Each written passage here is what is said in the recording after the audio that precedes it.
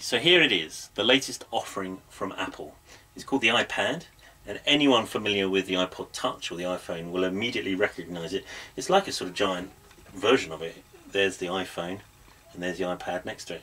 And it works in a very similar way. It has the familiar swipe screen to go through all your applications.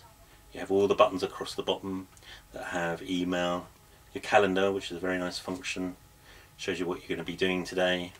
Push the home button again, you can then check your email as you would do with your iPhone, but it's much bigger.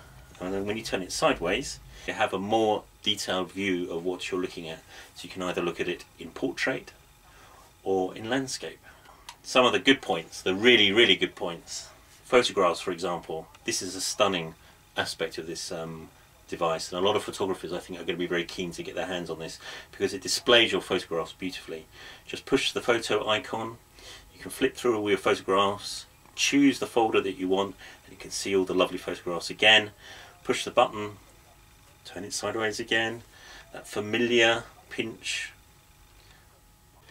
One of the big things that this may be useful for is newspapers, and some newspapers are quite worried about the iPad and how it's going to affect their business.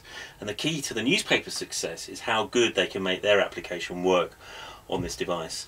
And the New York Times is leading the way at the moment. Click on their news page and you have, this is on Wi-Fi, so it'll be loading the page, a beautiful version of the newspaper. And again, you can just flick through the paper, click on the story, gives you the full story, and go back to news. Again, very intuitive. And one of the concerns a lot of people have is how much it weighs, and it is quite a heavy piece of equipment.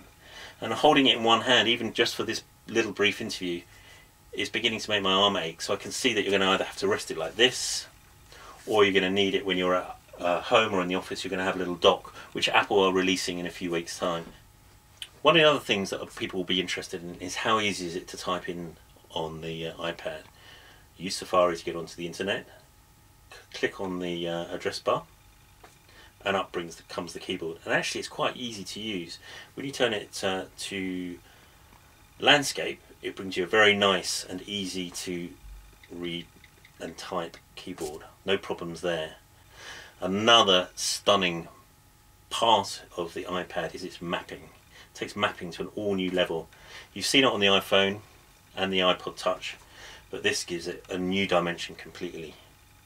Beautifully clear pictures. Here we are, here's Regent's Park, that's the inner circle, and look how close you can get. You can see people walking up and down the Broadwalk here. Click it back in again, there's London Zoo at the top. Another great thing this does is play videos. Go to the iTunes store, download a movie or a television program, and you can watch it in the video mode. Click on videos, it opens up.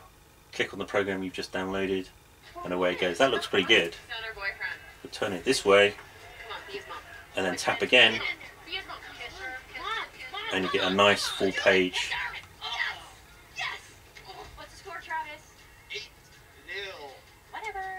Now, when you're on a long journey on a train, you've got a 10-hour battery life. That's 2 or 3 movies you could watch. Or if you're flying anywhere in the world, watch your favourite programs. And when you're bored, touch the screen, pause, done, gets rid of it, and go and watch something else. Another thing Steve Jobs talked about when he launched this product a few months ago was iBooks, i.e. the idea of reading a book on an iPad. And that was the one weak link in all of this. I thought, I don't want to read a book on these. There are already very good e-readers that you can read your book on. There's no strain on your eye. And I thought with this, because of the backlighting, you'd be reluctant to want to read a book. But actually, again, it works really well. Here is the iBooks that have already been downloaded on here. Winnie the Pooh, let's have a look at that. And it works beautifully. It opens, it looks just like the book. It doesn't strain your eyes when you look at it. And when you want to turn the page, you do it as if you're reading the book. And again, you don't have to have 3 or 4 books on holiday with you. Just download them onto this, and away you read. Not everything is perfect about this lovely bit of kit. Here's a good example. We've just gone to the Disney website, and it says this site requires your browser to have JavaScript enabled and the latest version of Flash. There is no latest version of Flash available yet, if ever, for the iPad or the iPhone or the iPod Touch. So that's a bit of a downer on this. The other downer, this screen, just like your iPhone and your iPod Touch, does get a bit messy. You can see your fingerprints on there. You have to give it a clean, not so much of a problem. The weight, as I mentioned earlier, is a little bit of a problem if you're going to be holding it for a very, very long time. But other than that, it's beautifully made. It has that lovely Apple quality feel about it. The minute you hold it, you know it's not a piece of rubbish. There's no flexibility to it. It doesn't creak like some cheap laptops do. But will it replace a laptop? It's a very difficult question to answer, because I wasn't that excited about the iPad and the whole thing, because I've got an iPhone and I've got a laptop. But can I see myself using this instead of taking my laptop somewhere?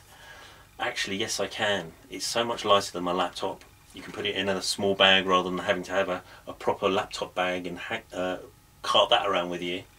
And it just works. That's what we always say when we play with Apple products. It just works.